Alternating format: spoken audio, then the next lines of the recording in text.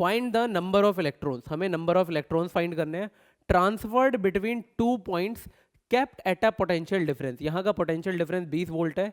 If 40 joule of work is done, भाई हमें दिया हुआ है कि हमारा जो पोटेंशियल डिफरेंस है वो कितना है, 20 वोल्ट का पोटेंशियल डिफरेंस है। चार्ज पार्टिकल को एक एंड से दूसरे एंड तक ले जाने में जो वर्क डन करना पड़ रहा है वो कितना है, 40 जूल का वर्क डन करना पड़ रहा है। तो हमसे पूछ रहा है क्या, नंबर ऑफ इलेक्ट्रॉन्स। ठीक है, तो कैसे निकालेंगे हम नंबर ऑफ इलेक्ट्रॉन, बहुत सिंपल सा है। देखो चार्ज, नेट चार्ज जो होता है वो बराबर होता है n into e, where n is the number of electron और e is the value of one electron. Okay, तो q मतलब नेट चार्ज, नेट चार्ज की वैल्यू है n इंटू ई। तो हमें क्या निकालना है, n।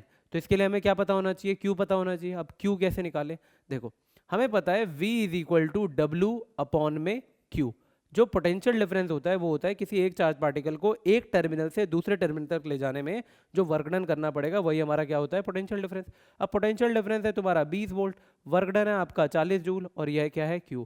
तो यहाँ से सॉल्व करोगे तो 20 इधर आके डिवाइड देगा तो कितना आ जाएगा, 2 कूलम। हमारा चार्ज कितना आ गया, 2 कूलम। अब q की वैल्यू क्या है, n इंटू ई। q की वैल्यू है 2, n हमें पता नहीं, और एक इलेक्ट्रॉन की वैल्यू होती है क्या, 1.6 इंटू 10⁻⁻19 कूलम। तो यहाँ पे E की वैल्यू क्या हो जाएगी, 1.6 इंटू 10⁻⁻19। हमें n निकालना है तो ये वैल्यू शिफ्ट हो जाएगी इधर।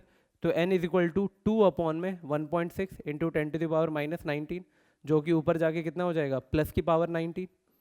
नीचे 1.6 पॉइंट हटाओगे आप 0, 4 4 जा 16, 4 5 जा 20, डिवाइड दोगे तो 4 1 जा 4, 1.1 बच जाएगा, 4 2 जा 8, 4 5 जा 20। तो n की वैल्यू आ गई 10 की पावर 19।